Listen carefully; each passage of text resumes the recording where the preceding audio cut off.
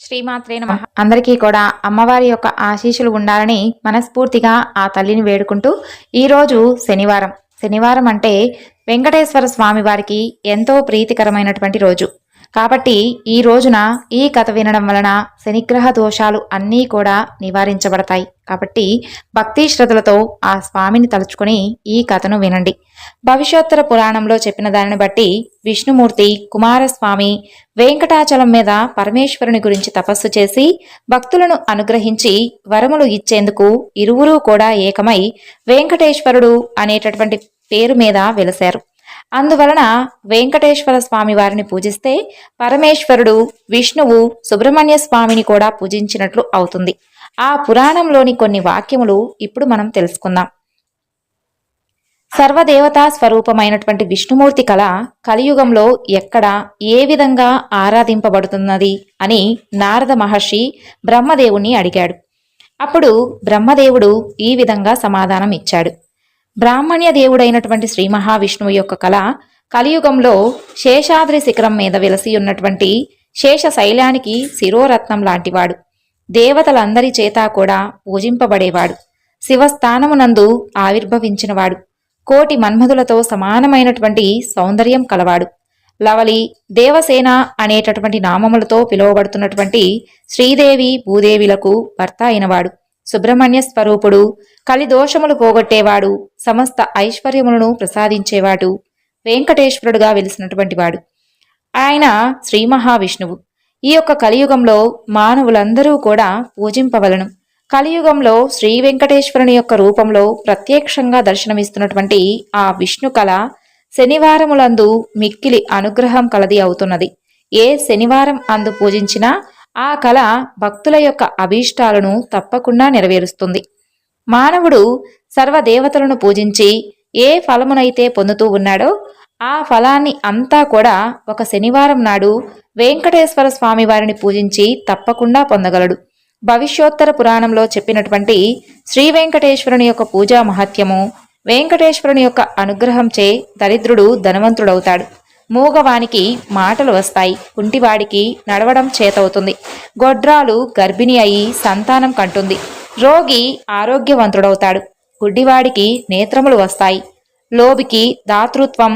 విష్ణు కుమారస్వాముల యొక్క ఏకమైనటువంటి వెంకటేశ్వర స్వామి వారి యొక్క రూపంలో వెలసి సర్వదేవతామయమైనటువంటి ఆ దివ్యశక్తిని మానవులందరూ కూడా తప్పకుండా పూజించాలి. దేవతలందరూ కూడా అక్కడ అదృశ్యంగా ఉండి శ్రీ వెంకటేశ్వరుని సేవించుకుంటూ ఉంటారు అని బ్రహ్మదేవుడు ఈ విధంగా వెంకటేశ్వర స్వామి వారి గురించి వివరించాడు. ఈ శనివారం రోజున శ్రీ మహావిష్ణువుకు ఎంతో ప్రీతికరమైనటువంటి రోజు కాబట్టి ఇప్పుడు మరొక చక్కని కథ గురించి తెలుసుకుందాం. ఒకరోజు రాముడు సింహాసనం అధిష్ఠించి ఉండగా పొరపాటున అతని యొక్క ఉంగరం జారి కింద పడిపోతుంది. అది భూమి మీద పడడంతోనే అది ఒక సన్నటి చిల్లు చేసి భూమి లోపలికి తొలుచుకుంటూ చొచ్చుకొని పోయి కనుమరుగైపోతుంది. అది చూసినటువంటి శ్రీరాముడు తను నమ్మినటువంటి బంటు అయినటువంటి హనుమంతుడితో, హనుమా, నా ఉంగరం పడిపోయింది, వెతికి తీసుకొనిరా అని పురమాయించాడు. హనుమంతుడు ఎంత చిన్న చిల్లులోకైనా ప్రవేశించగలడు. అవసరమైతే నలుసంత చిన్నగా మారగలడు, లేదా మేరు పర్వతమంత పెద్దగా ఎదగగలడు. రాముని యొక్క ఆజ్ఞను విని హనుమంతుడు వెంటనే నలుసంత చిన్నగా మారిపోయి ఆ చిన్న రంధ్రంలో నుంచి తను దూసుకుపోయాడు. పోయి తిన్నగా పాతాళ లోకంలో పడ్డాడు. ఆ చిన్ని కోతిని చూసి ఆశ్చర్యపోయినటువంటి అక్కడి యువతులు అతన్ని వారి యొక్క పాతాళ రాజుకు పళ్ళెంలో ఆహారంగా సమర్పించారు. అదలా ఉండగా అక్కడ భూలోకంలో సింహాసనం మీద కూర్చొని ఉన్నటువంటి రాముని వద్దకు వశిష్ఠుడు, బ్రహ్మదేవుడు వచ్చారు. వచ్చి, రామా, మేము కొన్ని విషయాలు నీతో రహస్యంగా మాట్లాడాలి. ఈ సంభాషణ ఎవ్వరూ కూడా వినకూడదు సుమా, భంగం కలిగించకూడదు. ఎవరైనా కానీ ఆటంకం కలిగిస్తే వారిని శిరచ్ఛేదన చేయాల్సి ఉంటుంది. అందుకు నీకు సమ్మతమేనా అని అడిగారు. సమ్మతమే అని అన్నాడు శ్రీరాముడు. ద్వారం కాపలా కాయడానికి హనుమంతుడు లేడాయే, అందుకని రాముడు లక్ష్మణుణ్ణి పిలిపించి అతన్ని గుమ్మం వద్ద కాపలాకు నిలబెట్టి ఎవ్వరినీ కూడా లోపలకు ప్రవేశపెట్టవద్దు అని ఆజ్ఞాపించాడు. అందుకు లక్ష్మణుడు ద్వారానికి కాపలా కాస్తుండగా విశ్వామిత్ర మహర్షి వచ్చి, నేను వెంటనే శ్రీరామచంద్రుణ్ణి కలవాలి, రాముణ్ణి చూడాలి, ఇది చాలా ముఖ్యమైనటువంటి ఒక కార్యం వలన రాముని కలవడానికి వచ్చాను, రాముడు ఎక్కడా అని గద్దించాడు. రాముడు రహస్య సమావేశంలో ఉన్నాడు, ఇప్పుడు లోపలకు పోవడానికి వీలు లేదు అని లక్ష్మణుడు జవాబు చెబుతాడు. రాముడు నాతో చెప్పలేనటువంటి రహస్యాలు ఏముంటాయి, నేను ఇప్పుడే వెళ్ళి తీరాలి అని అంటాడు విశ్వామిత్రుడు. నేను అన్నగారిని అడిగి ఆయన ఆజ్ఞను తీసుకొనిదే ఎవ్వరినీ కూడా లోపలికి వెళ్ళనీయలేను అని అంటాడు లక్ష్మణుడు. అయితే తక్షణం లోపలికి పోయి నేను వచ్చానని రాముడికి చెప్పు అని విశ్వామిత్రుడు మరలా గద్దించాడు. రాముల వారు బయటకు వచ్చే వరకు నేనే కాదు ఎవ్వరూ కూడా లోపలికి పోరాదు అని నాకు మరీ మరీ చెప్పారు. అందుచేత మీరు కాసేపు ఓపిక పట్టి వేచి చూడండి అని లక్ష్మణుడు అనగానే విశ్వామిత్రుడు తోక తొక్కినటువంటి తాచులా బుసకొడుతూ, నువ్వు వెంటనే రాముడికి విశ్వామిత్రుడిని వచ్చాను అని చెప్పకపోతే నేను మీ రాజ్యాన్ని అంతా కూడా బూడిదపాలు చేస్తాను అని అంటూ బెదిరిస్తాడు. లోనికి వెళ్తే నేను చస్తాను, వెళ్ళకపోతే రాజ్యమే బూడిదవుతుంది, నాకన్నా రాజ్యాన్ని కాపాడుకోవడం ముఖ్యం కాబట్టి నేను చావడమే మేలు అని ఒక్క క్షణం ఆలోచించి లక్ష్మణుడు లోనికి వెళ్ళాడు. ఏమిటి విషయం అని అడిగాడు రాముడు. విశ్వామిత్రుడు వారు వచ్చారు అన్నగారు అని లక్ష్మణుడు బదులిస్తాడు. అయితే లోపలకు పంపించు. విశ్వామిత్రుడు లోపలికి ప్రవేశించాడు. వశిష్ఠుడు బ్రహ్మదేవులతో జరుపుతూ ఉన్నటువంటి ఆ రహస్య సమావేశం అప్పటికే అయిపోయింది. వారు శ్రీరాముడితో చెప్పినటువంటి మాటల సారాంశం ఇది. రామా, నీవు ఈ భూలోకంలో చేయవలసినటువంటి పని అంతా కూడా పూర్తయిపోయింది. నీవిక ఈ యొక్క మానవావతారం చాలించి మరలా దేవతల్లో చేరవలసినటువంటి సమయం వచ్చింది. ఈ విషయం చెప్పడానికే మేము సురలోకం నుంచి ఇక్కడి వరకు వచ్చాము. ఇక మేము సెలవు తీసుకుంటున్నాము. వారిద్దరూ వెళ్ళగానే లక్ష్మణుడు, అన్నా రామ, నీవు ఇప్పుడు నా శిరస్సును ఖండించాలి అని అంటాడు. అందుకు శ్రీరాముడు, లక్ష్మణ, నీ అపరాధం ఏమిటి? నీ యొక్క అపరాధం ఏమీ లేకుండా నీ శిరస్సును ఖండించడం దేనికి అని అడగగా, బ్రహ్మ వశిష్ఠుల వారు వచ్చినటువంటి పని ఎప్పుడో పూర్తి అయింది కదా అని అంటాడు. లక్ష్మణుడు, శ్రీరామ, నీవు ఆడిన మాటను తప్పని వాడవని అందరికీ తెలుసు. నేను నీ తమ్ముణ్ణి కాబట్టి నీవు నన్ను వధించడానికి వెనుతీయడం ధర్మం కాదు. శ్రీరాముడు మాట తప్పినాడన్న మాట, ఆ కళంకం నా మూలంగా నీకు రాకూడదు. నీవు నీ భార్యనే తిరిగి అడవులకు పంపినవాడివి కాబట్టి మాట నిలబెట్టుకోవడం కోసం నీవు ఏదైనా చేస్తావు. నీవు ఇప్పుడు నన్ను శిక్షించకపోతే నన్ను నేనే శిక్షించుకోవాలి. ఆజ్ఞ ఇవ్వు అన్నా, సెలవు అని చెప్పి తను సరయూ నదికి వెళ్ళి మునిగి మరలా తిరిగి కనిపించకుండా అంతర్ధానమయ్యాడు లక్ష్మణుడు. ఆదిశేషుని యొక్క అవతారం తన దేహం చాలించవలసినటువంటి సమయం వచ్చిందని తనకి తెలుసు. లక్ష్మణుడు అలా దేహత్యాగం చేసిన తరువాత శ్రీరాముల వారు లవకుశలకు పట్టాభిషేకం చేయడానికి కావలసినటువంటి ఏర్పాట్లన్నీ చేయమని విభీషణుడికి, సుగ్రీవుడికి, మిగిలినటువంటి ముఖ్య అనుచరులందరికీ కూడా చెప్పి తను కూడా సరయూ నదికి పోయి తన యొక్క మానవావతారాన్ని చాలించాడు. ఇదిలా జరుగుతూ ఉండగా హనుమంతుడు ఇంకా పల్లెంలో రామా రామా అని జపం చేస్తూ ఉన్నాడు. పాతాళరాజు, ఎవరు నీవు అని అడిగాడు. నా పేరు హనుమంతుడు, రాముల వారి యొక్క బంటును. నా రాముని ఉంగరం చిల్లులో పడిపోయింది, దాన్ని వెతుకుతూ ఈ విధంగా ఇక్కడి వరకు వచ్చాను. పాతాళరాజు చుట్టూ చూసి ఒక పెద్ద పళ్ళెం తీసుకుని వచ్చాడు. ఆ పళ్ళెం నిండా కూడా వేల కొలది ఉంగరాలు ఉన్నాయి. మీ రాముడి ఉంగరం వెతికి తీసుకుని నీవు పైకి పోవచ్చు అని అన్నాడు. ఆ బంగారు పళ్ళెం నిండా కూడా ఉన్నటువంటి వేల ఉంగరాలను చూసి హనుమంతుడు బేజారెత్తిపోయాడు. అన్నీ కూడా చూడటానికి ఒకే మాదిరిగా ఉన్నాయి. వీటిలో నా రాముడి ఉంగరం ఏదై ఉంటుంది, నాకు ఏమాత్రం కూడా అర్థం కావడం లేదు అని అనుకుంటూ ఉన్నాడు. పాతాళరాజు నవ్వుతూ, చూడు, ఈ పళ్ళెంలో ఎన్ని ఉంగరాలు ఉన్నాయో అంతమంది రాముళ్ళు ఉన్నారు. నీవు భూలోకానికి వెళ్ళేటప్పటికీ నీ రాముడు తన యొక్క అవతారం చాలించేసి ఉంటాడు. ఒక్కొక్క రాముడు తన మానవావతారం చాలించడానికి ముందుగా ఆ రాముడి ఉంగరం నా పాతాళ లోకానికి వస్తుంది. ఆ ఉంగరాలన్నీ కూడా జాగ్రత్తగా దాచి ఉంచడం నా పని. ఇక నీవు భూలోకానికి పోవచ్చు అని ముగించాడు. అలా ఒక్కొక్క రామునికి ఒక్కొక్క రామాయణం ఉందని చెప్పడానికి ఈ కథ గురించి చెబుతూ ఉంటారు. ఇప్పుడు శ్రీ మహావిష్ణువు యొక్క అవతారమైనటువంటి శ్రీకృష్ణుడి గురించి మరొక చక్కని కథ గురించి విన్నాం. శ్రీకృష్ణ పరబ్రహ్మణే నమో నమః. మహాభారత యుద్ధానికి కురుపాండవ సైన్యాలు సిద్ధమవుతూ ఉన్నటువంటి సందర్భం అది. ఆ సన్నాహాల్లో భాగంగా దుర్యోధనుడు, అర్జునుడు శ్రీకృష్ణుడి సహాయాన్ని అర్థించేందుకు ఆయన నివాసానికి వెళ్లారు. అయితే ఇద్దరూ కూడా దగ్గరివారే కావడంతో ఎవ్వరినీ కూడా కాదనలేక ఇరు పక్షాలకు సహాయం చేసేందుకు అంగీకరించాడు ఆ మధుసూదనుడు. ఒక పక్షానికి సర్వసైన్య బలం, రెండవ పక్షానికి ఆయుధం పట్టనటువంటి కేవలం రథసారథ్యం మాత్రమే అని స్పష్టం చేసి చెప్పాడు. ఎవరికి ఏది కావాలో నిర్ణయించుకోమని అర్జునుడికి, సుయోధనుడికి అవకాశం ఇచ్చాడు. కిరీటి ఎలాంటి సంశయం లేకుండా కృష్ణుణ్ణే ఎంపిక చేసుకున్నాడు. ఆయుధమే పట్టనటువంటి వాసుదేవుణ్ణి కోరుకున్నటువంటి అర్జునుడి అవివేకానికి నవ్వుకొని ఆ కౌరవ అధినేత బలరామానుజుడి యొక్క బలగమైనటువంటి ఆ సైన్యాన్ని కోరుకున్నాడు.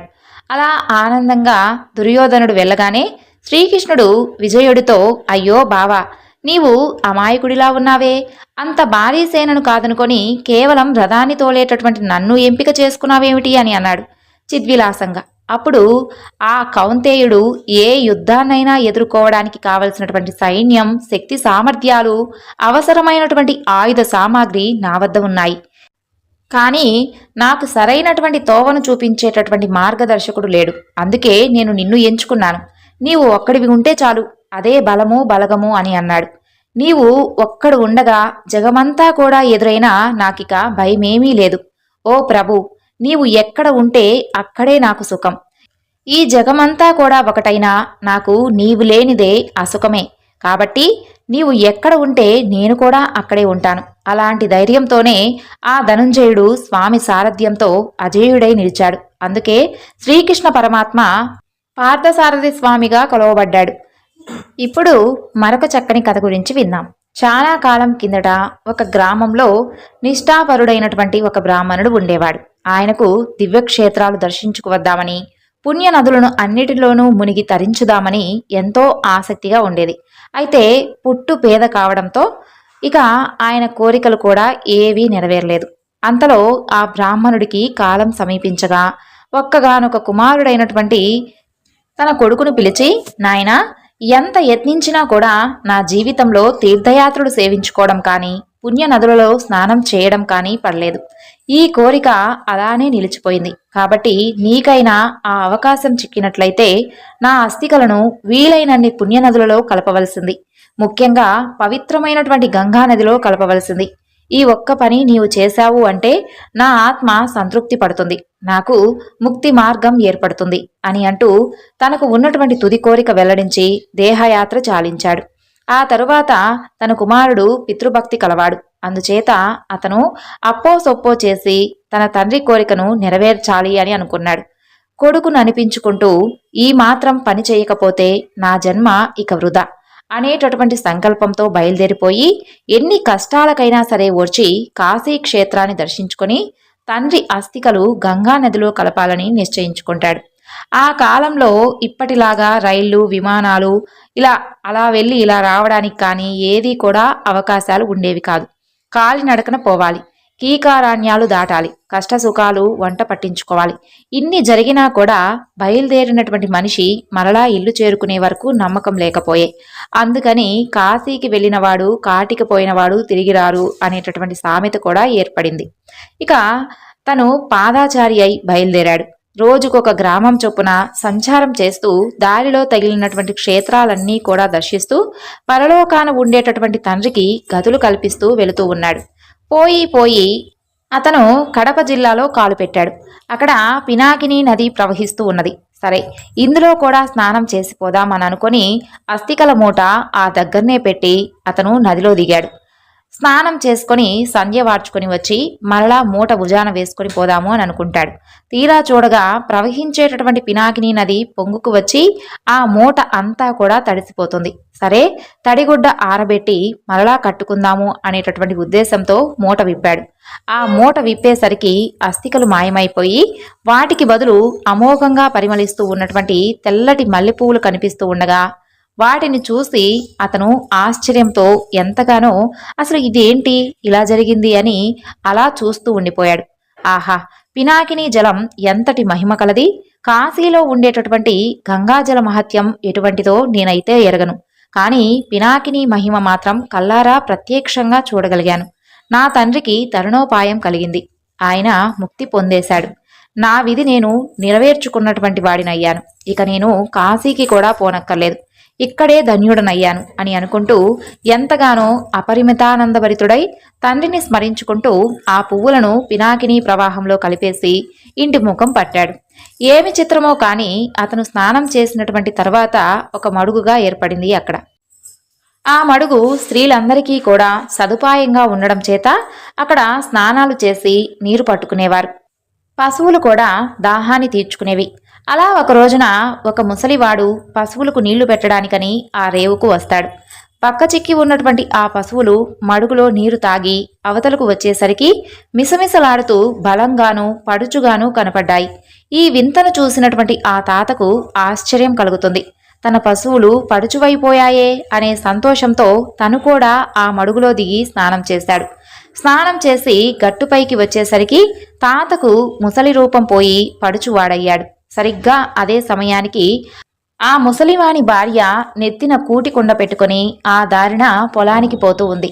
అలా పోతూ ఉన్నటువంటి ఆమెను అతను పలకరించేసరికి ఎవడో తుంటరివాడు తనతో సరసాలాడుతున్నాడు అని చెప్పి ఎదురించి మరీ సమాధానం చెప్పింది.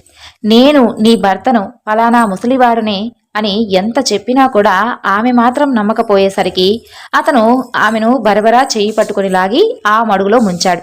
ఏముంది, పైకి వచ్చేసరికల్లా ఆమె కూడా రూపవతి యవ్వనవతి అయి కూర్చుంది. తీరా ఆ ముసలివాడు అతని భార్య కలిసి ఇంటికి వెళ్లేటప్పటికీ వారి బిడ్డలు తల్లిదండ్రులు ఆనవాలు కూడా పట్టలేకపోయారు. ఆ తర్వాత క్రమంగా నిజ నిజాలు బయటపడి పినాకిని జలమహిమ అందరికీ వెల్లవడింది. అప్పటి నుండి ఆ మడుగులో స్నానం చేసి ప్రజలు అమరత్వం పొందడం ప్రారంభమైంది. అలా కొద్ది కాలానికి ఈ వర్తమానం త్రిలోక సంచారి అయినటువంటి నారద మహర్షి చెవుల పడింది. ఎవరికైనా కాని మేలు జరుగుతూ ఉంటే ఓర్వలేనటువంటి నారదుడు ఇంతమంది ప్రజలు అమరత్వం పొందుతూ ఉంటే చూసి సహించగలడా? కాబట్టి ఆ మడుగుకు ఏ విధంగా కట్టడి చేయాలా అని ఆలోచిస్తూ తిన్నగా బ్రహ్మదేవుని వద్దకు వెళ్లి ఆ సంగతి అంతా కూడా చెప్పాడు. అయితే భూలోకంలో ఇటువంటి మడుగు ఎలా పుట్టింది అని దివ్య దృష్టితో చూశాడు బ్రహ్మదేవుడు.